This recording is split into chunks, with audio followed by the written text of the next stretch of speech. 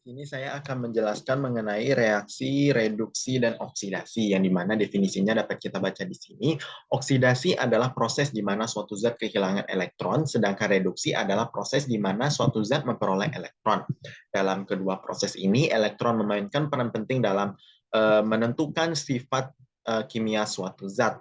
Oksidasi dan reduksi sering terjadi bersamaan dalam reaksi kimia dan memiliki banyak aplikasi penting dalam dunia kimia, biokimia, dan farmasi. Yang dimana dari pengertian tersebut dapat kita simpulkan bahwa reaksi reduksi dan oksidasi atau redoks adalah reaksi kimia yang melibatkan transfer elektron antara dua atau lebih zat kimia, yang dimana reaksi oksidasi terjadi ketika suatu zat kehilangan elektron, sedangkan reaksi reduksi terjadi ketika suatu zat memperoleh suatu elektron.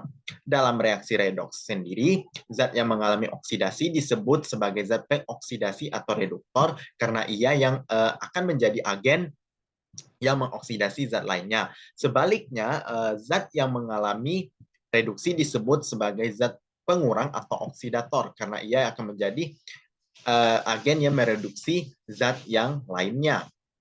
Kita beralih ke aplikasinya yang saya ambil dari jurnal yang berjudul Sintesis Senyawa Asetil Vanila sebagai Komponen Senyawa Analgetik atau Compound Synthesis Acetyl Vanilla as Analgesic Compound Components.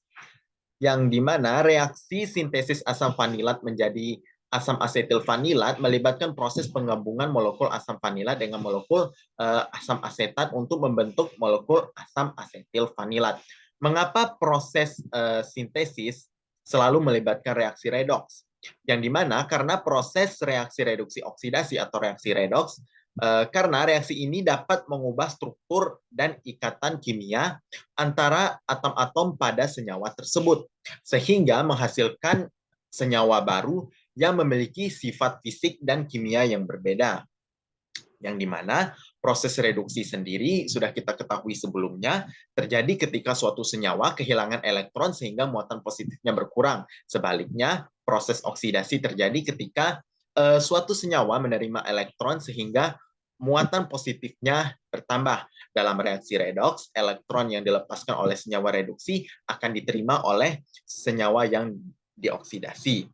Yang berikutnya itu adalah pembahasan mengenai reaksi oksidasi sendiri juga dapat mengubah ikatan kimia antara atom-atom pada senyawa tersebut sehingga menghasilkan senyawa baru yang memiliki sifat kimia dan kimia yang berbeda seperti yang sudah dijelaskan sebelumnya. Reaksi ini biasanya dilakukan dengan menggunakan asam sulfat sebagai katalisator, yang dimana katalisator sendiri merupakan suatu zat atau agen yang mempercepat proses reaksi kimia.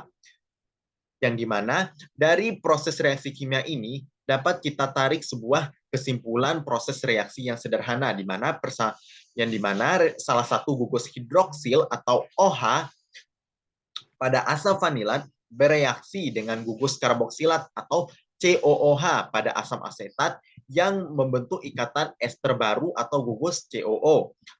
Katalisator asam sulfat di sini berperan atau membantu mempercepat reaksi dan meningkatkan rendaman produk seperti yang sudah saya jelaskan sebelumnya.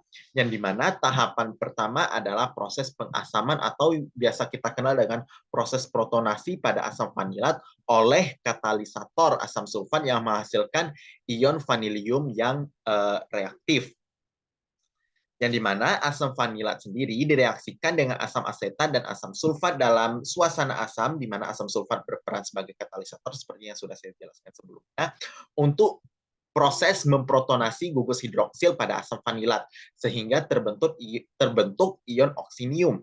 Yang dimana nantinya ion oksinium kemudian bereaksi atau direaksikan dengan ion asetat, yang dimana ion asetat sendiri bertindak sebagai nukleofil untuk membentuk senyawa intermediate. Nah, senyawa intermediate inilah yang akan bereaksi dengan asam sulfat sehingga membentuk yang dinamakan asetil asam vanilat atau asam asetil vanilat yang saya lingkari berikut ini.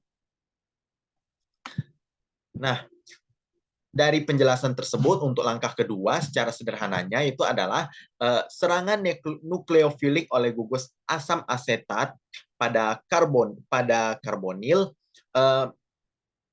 dari ion vanilium yang terbentuk di mana ion vanilium akan membentuk ikatan ester baru dan membentuk molekul asam asetil vanilat.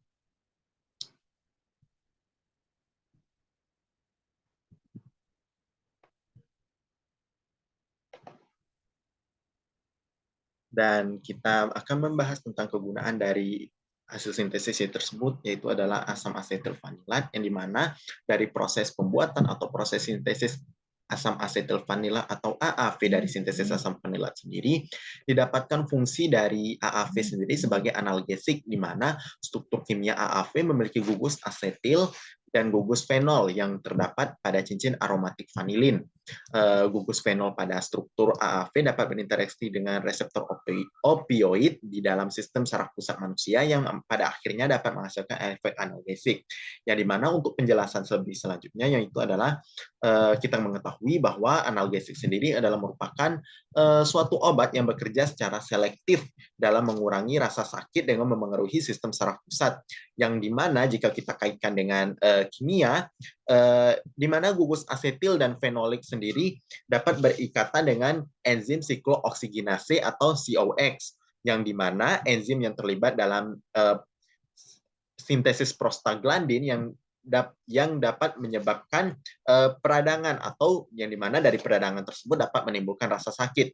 Yang dimana gugus asetil dan fenolik jika bekerja secara bersama-sama mampu mereduksi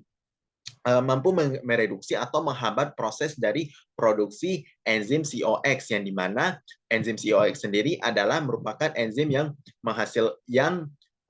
menyebabkan rasa nyeri tersebut muncul, sehingga jika enzim tersebut dihambat, maka rasa nyeri akan juga ikut terhambat bahkan hilang sepenuhnya.